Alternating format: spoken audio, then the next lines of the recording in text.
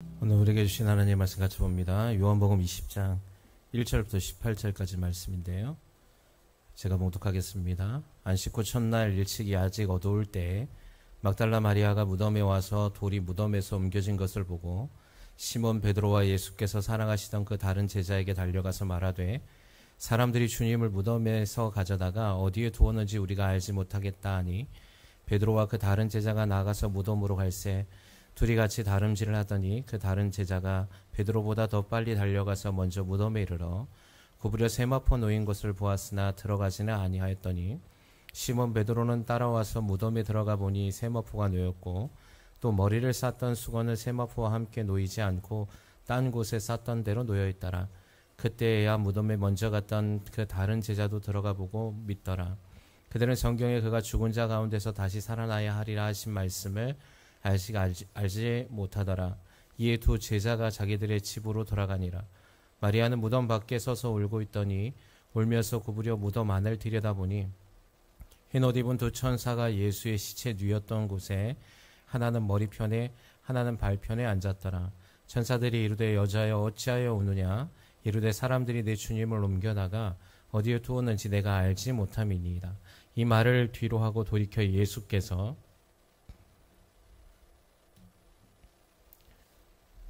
서 계신 것을 보았으나 예수이신 줄은 알지 못하더라. 예수께서 이르시되 여자여 어찌하여 울며 누구를 찾느냐 하시니 마리아는 그가 동산지기인 줄 알고 이르되 주여 당신이 옮겼거든 어디에 두었는지 내게 이르소서 그리하면 내가 가져가리이다.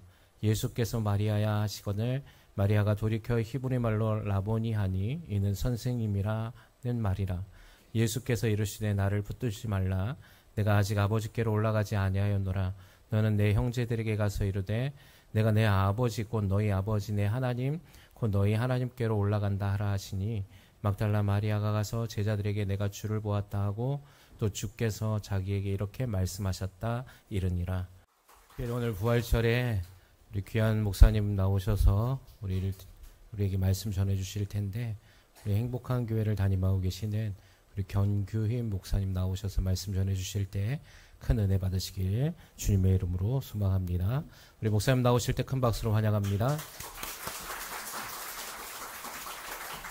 주님 이곳에 함께 하심을 믿습니까? 아멘. 그렇습니다. 성령으로 오늘 임재하셔서 부활의 주님으로 여러분을 오늘 만나 주실 줄로 믿습니다. 네, 오늘 요한복음 20장 18절을 제가 한번 다시 읽겠습니다. 자, 18절 우리 다 큰 소리로 한 목소리로 읽겠습니다. 시작. 다 가서 제자들에게 내가 주를 보았다 하고 또 주께서 자기에게 이렇게 말씀하셨다 이러니라. 아멘. 그렇습니다. 오늘 주어지는 말씀을 통해서 아까 우리 배승목 집사님 간증하시듯이 가문의 저주는 다 끊어지고 아멘. 오늘 부활의 주님을 만나셔서 우리 삶 가운데 그 은혜가 임하시길 축복합니다. 아멘. 오늘 우리가 본문을 보게 되면요. 안식 후 첫날 막달라 마리아가 아직 어두울 때 새벽은 새벽인데 조금 아직 날이 덜 밝은 것 같아요. 그죠? 그래서 좀 어두울 때 우리 새벽이 오기 전에 만일이 조금 어두울 때 있잖아요. 그때 예수님을 사랑하는 마음으로 예수님 시신이 안장된 무덤으로 이제 막달라 마리아가 가게 됩니다. 그런데 막달라 마리아가 무덤에 도착을 해보니 이렇게 무덤을 가리고 있던 그 돌이 이미 다른 곳으로 옮겨져 있다는 거예요. 그러면 그 돌문이 열려졌다는 거죠. 그래서 막달라 마리아가 깜짝 놀라서 어디로 가냐면 예수님이 사랑하셨던 베드로와 요한을 제자들을 만나러 가게 됩니다. 가서 그 사실을 얘기하게 되었죠.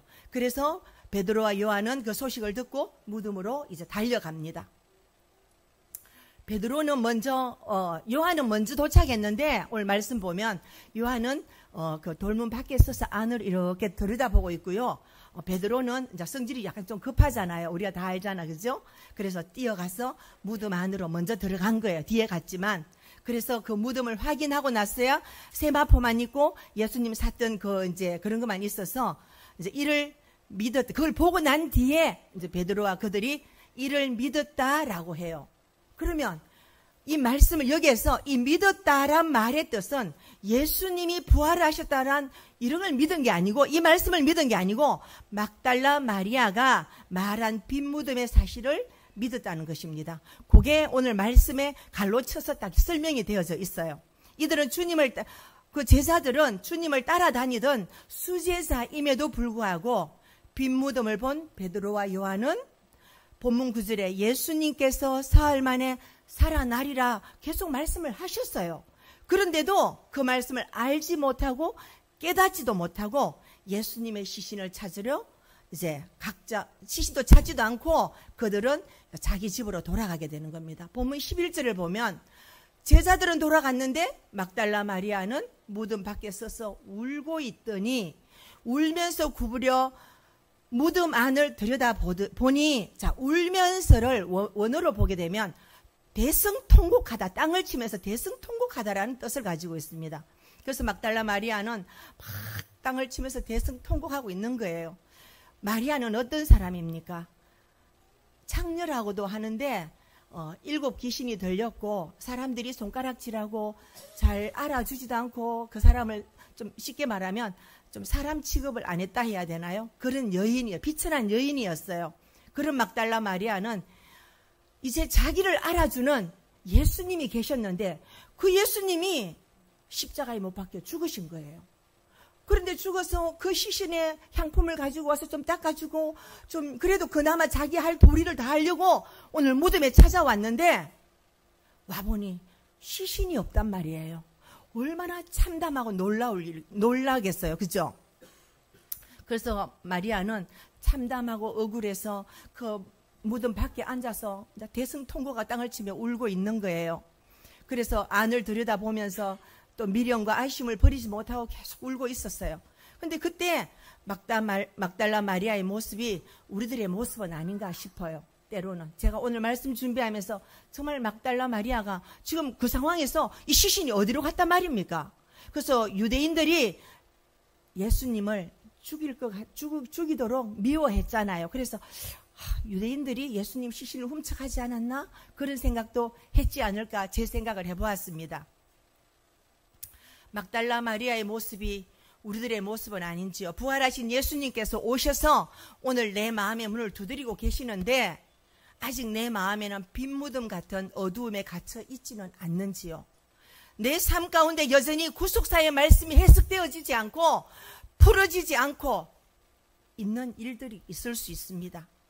내 생각과 내 연민에 빠져서 허우적거리고 있는지 보아도 보이지 않고 되는 일도 없고 모든 것이 꽉 막히기만 하고 빈 무덤에서 죽은 시신만 찾고 있듯이 좌절과 절망 속에 빠져 부활하신 주님을 못 보고 슬퍼하고 있는 우리의 모습은 아닌지요. 요한복음 11장 25절에서 26절 제가 준비해 왔는데 보니까 오늘 여기 딱 걸려 있었어요. 자, 우리 다 같이 한번 읽어볼게요. 시작. 예수께서 이르시되 나는 부활이요 생명이니 나를 믿는 자는 죽어도 살겠고 무릇 살아서 나를 믿는 자는 영원히 죽지 아니하리니 이것을 네가 믿느냐? 아멘. 아멘. 예, 아멘은 믿습니다. 긍정합니다. 우리 아멘을 잘하는 사람이 큰 복을 잘 받습니다. 아멘. 예, 막달라 마리아가 통곡하며 울고 있을 때 부활하신 예수님이 찾아오셨어요. 여자여, 네가 어찌하여 울며 누구를 찾느냐 하시니 막달라 마리아는 그가 동산지기인 줄 알았다는 겁니다. 왜요? 마리아는 예수님 시신이 없어졌다는 그 문제에 너무 집중하고 있으니까 예수님 목소리도 분별을 못한 거예요. 우리도 그렇습니다. 내 문제만 생각하면서 울고 있으면 다른 사람의 말이 들리지 않아요. 긍정합니까? 그렇죠. 우리 생각으로 가득 차 있고 내 문제 때문에 울고 있으면 다른 사람의 말이 들리지 않아요. 그냥 내 생각대로 듣고 내 문제 위주로 이해하고 내 슬픈 것만 말하게 되는 거예요. 그래서 아픈 거예요. 우리 모두 다 아파요. 마음이. 그래서 만나면 시기하고 질투하고 이렇게 싸울 수밖에 없죠. 왜요? 아프기 때문에, 내 마음의 상처 때문에, 트라우마 때문에. 인생이 아프고 슬퍼요. 늘 반복되는 싸움 때문에 지친 분들이 결국은 이 예배 자리로 찾아오게 되는 겁니다. 아멘. 주님은 우리처럼 연약하고 아픈 사람을 기다리십니다. 아멘. 건강한 자에게는 의사가 필요 없습니다. 주님은 아픈 사람 살리러 이 땅에 오셨습니다. 영원히 죽었던 우리를 구하시기 위해서 하나님과 우리 사이에 죄로 가로막고 있었던 담이 있어요. 근데 예수님께서 직접 십자가에서 죽으심으로 그 담을 흘러주셨어요. 아멘. 그 담을 흘러주셨고 하나님과 우리를 화목하게, 화평하게, 우리를, 하나님과 사이를 화목하게 만들어 주셨어요. 영원한 생명의 자리로, 우리를 죄의 자리에서 영원한 생명의 자리로, 천국의 자리로, 소망의 자리로 우리를 옮겨 주셨습니다. 아멘. 예수님은 죽으셨다가 3일 만에 살아나셔서 부활의 주님으로 오늘 우리에게 오신 겁니다. 우리가 때로는 고난을 만날 수가 있어요. 고난은 피하라고 오는 게 아니에요. 우리가 삶 가운데 고난을 피하라고 우리 속에, 우리 가운데 고난이 오는 게 아니고, 고난은 낭떠러지로 질주하는 우리를 멈춰 세우는 신호등이자 브레이크입니다. 우리가 차가 가다 보면 죄송합니다.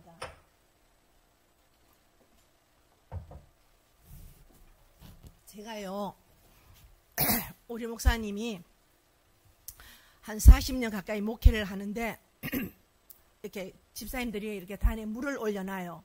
근데 한 번도 이 물을 안 먹어요.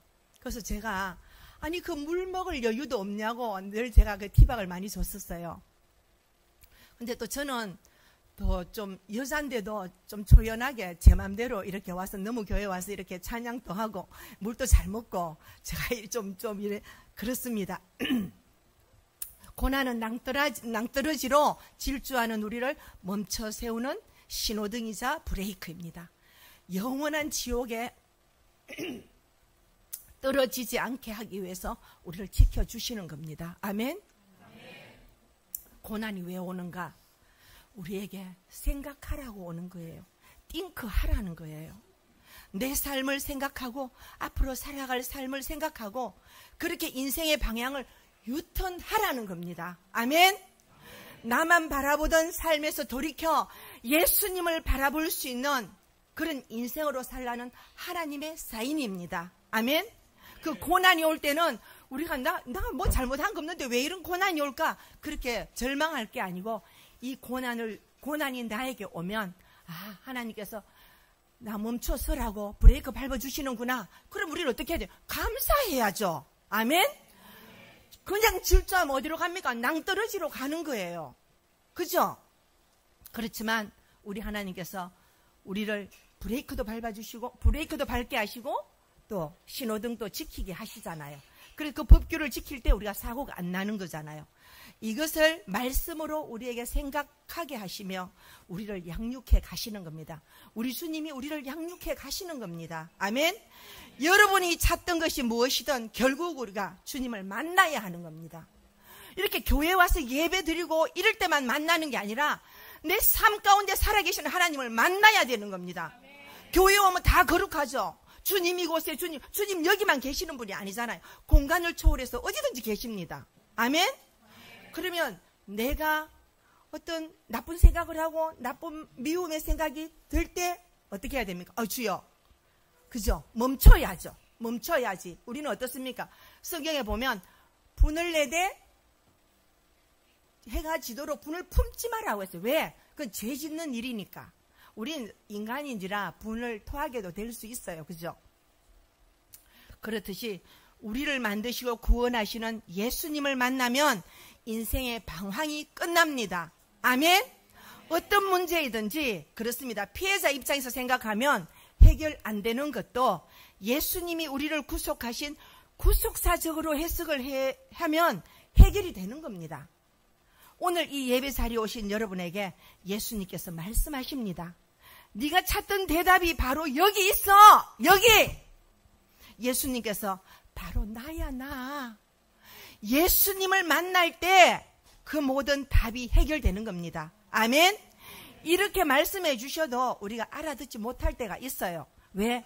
마리아도 늘 주님을 따라다녔는데 주님이 십자가에 못 박히시는 그 자리도 있었는데 너무 시신이 없어졌다는 거기에 치우치다 보니까 예수님의 음성도 알아듣지 못하고 동산직이라고 말을 했잖아요. 우리의 인간의 모습은 그렇습니다. 그럼 우리는 어떻게 예수님을 만날 수 있나요? 16절을 보게 되면 예수께서 마리아야 하시거늘 마리아가 돌이켜 히브리 말로 라보니 하니 이는 스승님이라는 말이라.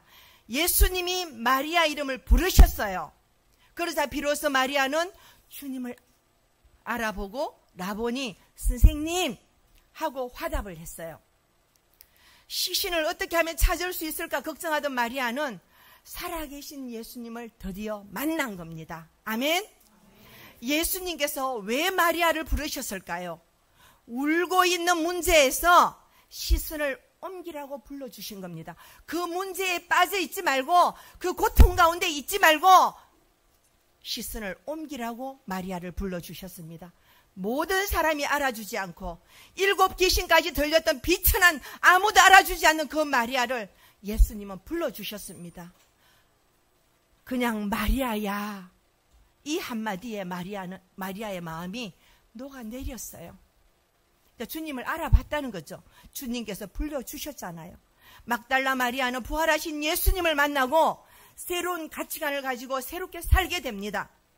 마리아는 예수님이 살아나셨다고, 마리아는 새로운 가치관을 가지고 새롭게 살게 되니까 이제 예수님이 살아나셨다고 제자들에게도 많은 사람들에게도 외치며 다녔습니다. 부활하신 예수님을 내가 보았다고, 아멘? 내가 만났다고 이렇게 외치고 다니는 겁니다. 이렇게 주님은 형편없는 나를 먼저 찾아오시고 여러분을 찾아오셨습니다. 아멘? 울고 있는 내 모습 보시고 찾아오셔서 내 모습 그대로 이름을 불러주십니다. 여러분 이름을 한번 불러보세요. 마음속으로. 주님이 오늘 여러분의 마음 이름을 불러주십니다. 아무개야, 아무개야. 그냥 마음이 녹아내리죠. 여러분 모습 그대로 여러분 이름을 불러주십니다. 여러분이 가지고 있는 그 문제 되지 않습니다. 울고 있는 것 괜찮습니다. 아멘? 일어날 힘 없어도, 피할 곳이 없어도 걱정 없습니다. 우리 예수님은 여러분의 모습 그대로 여러분의 이름을 불러주십니다. 아멘? 예수님 만나면 우리는 살아납니다. 아멘. 오늘 우리를 고난이란 사건으로 불러주셨습니다. 이런 문제 저런 문제로 오늘 말씀을 통해 여러분 이름을 직접 부르십니다.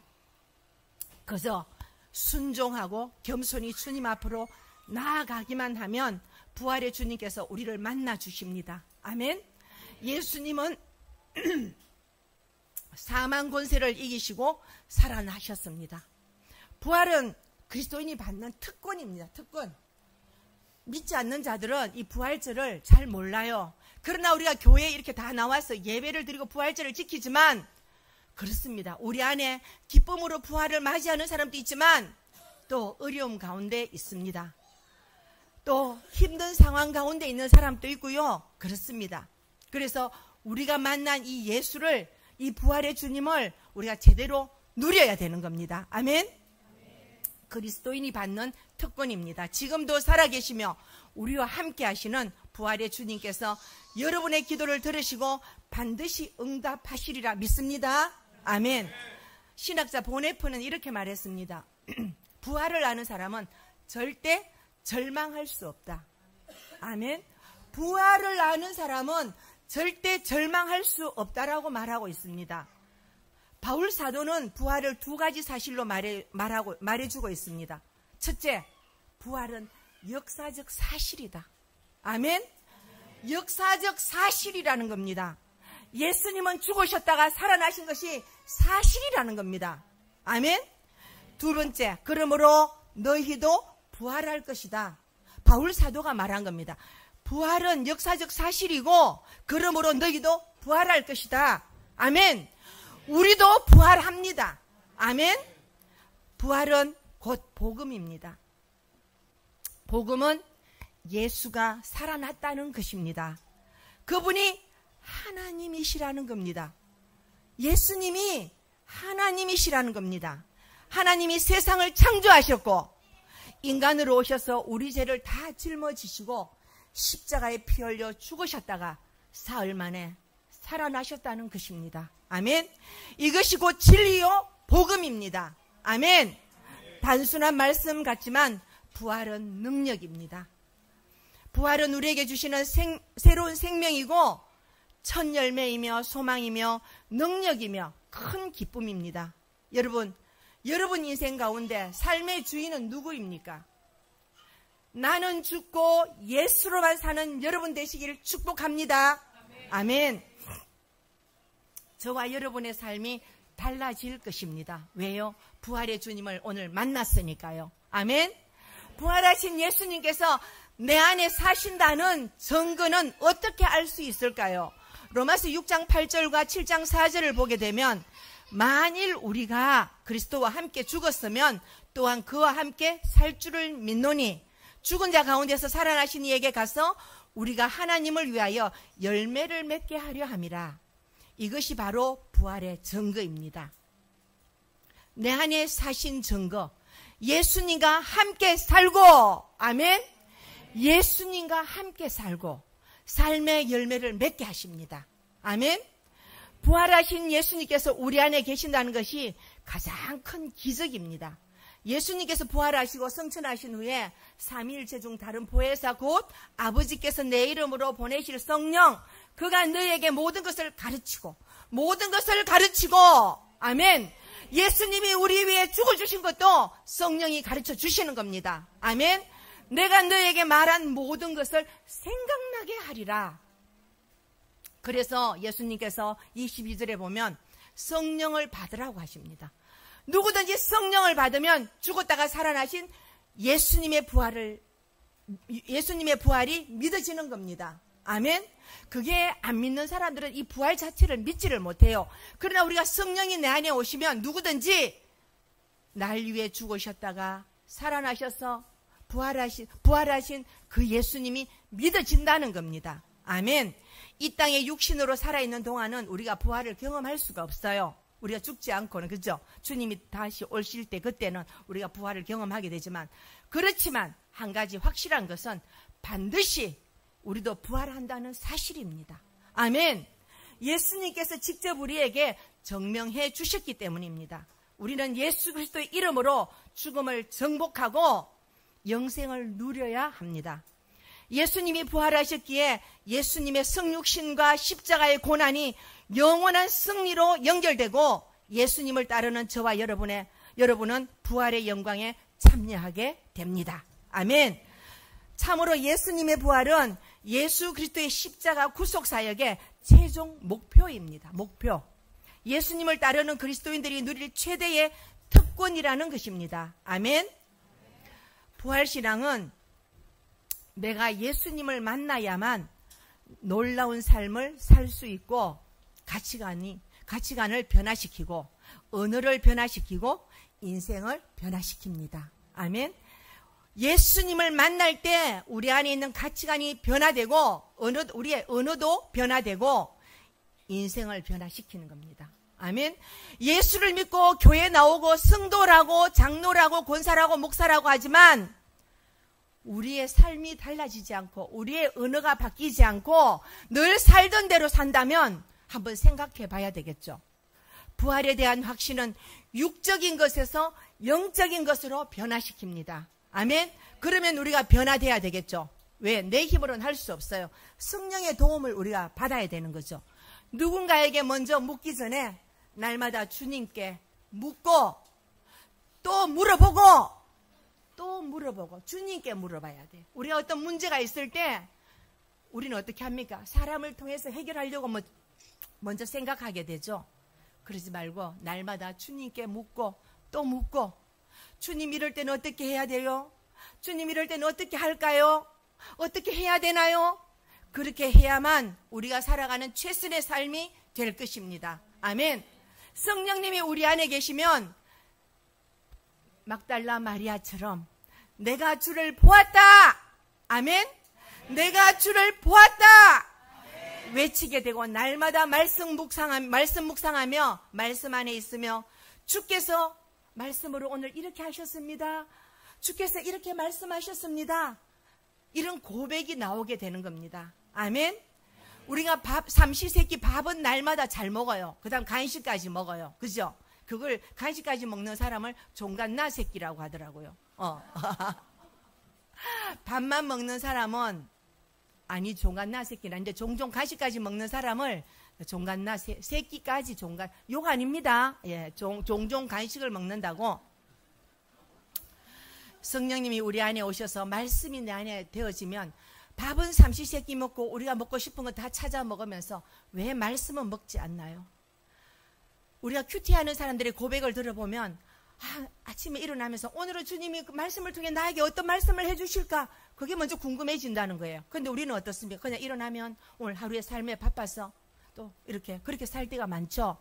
오늘 부활의 주님을 만난 여러분들은 이제 매일 말씀으로 주님의 음성 듣기를 축복합니다. 아멘. 그럴 때 두려움이 사라지고 담대해지는 것입니다. 영혼이 잘된 같이 범사가 잘되고, 아멘.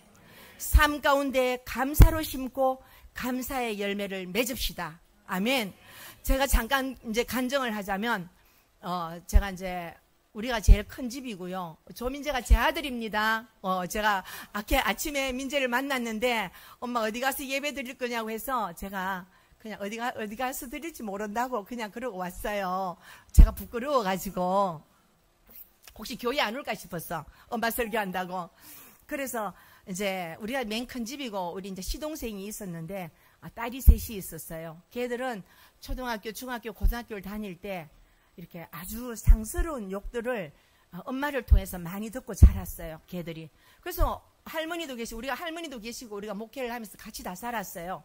근데 우리는 저는 이제 민재인데 이 자식이 이래도 엄마 욕하지 말라고 막 그래요. 근데 걔들은 그냥 10원짜리가 그냥 족족족족 나오고 3명이 들어붙어 싸우면 그냥 막 말도 못해요. 이거는. 큰아버지가 할머니가 계시는데도 그냥 그렇게 싸워요.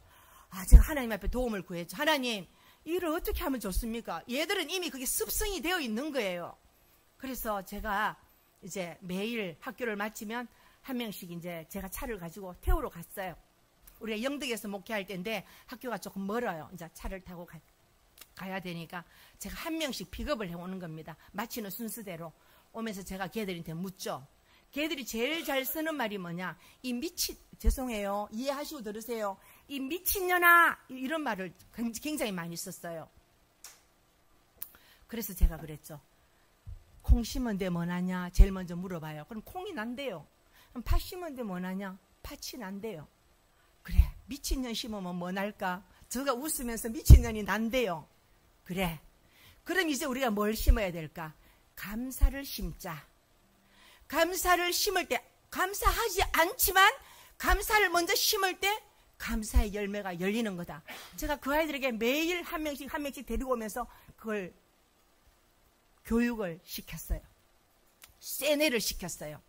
그 다음부터 바뀌기 시작했어요. 그 아이들이 사모가 되고 지금 예수 안에서 잘 살고 있어요. 우리가 그렇습니다. 저도 역시 그래요. 제가 이래 환경을 뒤돌아보면 저는 감사할 일이 우리 아들이 여기 있지만 정말 없었어요. 삶이 저 너무 힘들었어요. 목회하면서 너무너무 힘든 가운데 목회를 했지만 제가 어느 날은 하나님 나 그만하고 싶어 다 내려놓고 싶을 때도 있었어요. 시어머니는 혈액투석 하시죠. 남편은 어머니 태아가 병원 다닌다고 새벽기도 마치고 기도 생활도 제대로 안 되죠. 삶이 그냥 엉망이었어요. 우리 시동생은 부도가 나가서 그 5 식구가 다 우리 집에 와 있죠. 모두 10식구를 제가 먹여야 살려야 되니까 그때 저희들이 사례비를 160만 원 이래 받을 때인데 너무 힘든 상황에서 제가 몸에 막 병이 나고 이러면서 어느 날 새벽 기도 때 주님 앞에 엎드려 제가 그랬어요. 주님 나 이제 그만하고 싶어요. 여기서 벗어나고 싶어요. 이 얘기를 했어요. 근데 주님이 그것도 감당하라고 하시더군요. 네가 미워하는 네 시어머니가 나 예수라면 네가 어떻게 할래? 물으시는데 제가 엎드려 회개하며 또 마음을 주저앉추고 그랬습니다.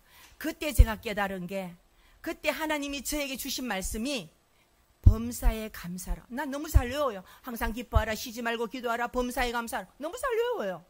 근데 내 삶에 없었던 거예요. 범사에 감사. 하나님은 말씀을 주시면요, 꼭 해석까지 다 해주셔요. 그 범사는 네가 좋을 때만 범사하는 게 아니고, 네가 돈이 수억이 생길 때만 감사하는 게 아니고, 네 것을 다 뺏어가도 네가 감사할 수 있냐, 이걸 물으시는 거예요. 제가 그때 깨달았어요. 범사는 어떤 환경, 어떤 상황 속에서든 우리는 감사해야 된다는 것. 아멘. 제 남편 목사님이 금요일날 소변이 잘 안 나와서 이식 환자인데 지금 중환자실에 계십니다. 그래서 제가 주님께 그랬죠. 주님, 이건 역시 감사해야 됩니까? 그럼 감사해야 되죠. 그 다음 모든 건 하나님께 맡겨야 되지 제가 의사가 아니잖아요. 그런 가운데도 제가 넉넉한 마음으로 말씀 준비하면서 또 제가 또 그런 생각했어요. 목사님이 집에서 좀 아프고 이러니까 내가 계속 뒷바라지를 해야 되니까 말씀 준비를 제가 잘 못하겠는 거예요. 그래서 제가 이제 병원에 입원시켜놓고 중환자실 들어가고 와서 집에 와서 기도하며 생각을 해보니 하나님께서 나 때문에 입원시킨 것 같아. 제가 너무 죄송하고 그랬었어요. 이게 인간의 모습이에요. 그렇지만 그것 또한 감사할 때 감사의 열매가 주렁주렁 여러분 삶 가운데 열릴 줄로 믿습니다. 아멘. 영혼이 잘됨 같이 범사가 잘되고 삶 가운데 감사로 심고 감사의 열매를 맺으시는 여러분 되기를 축복합니다.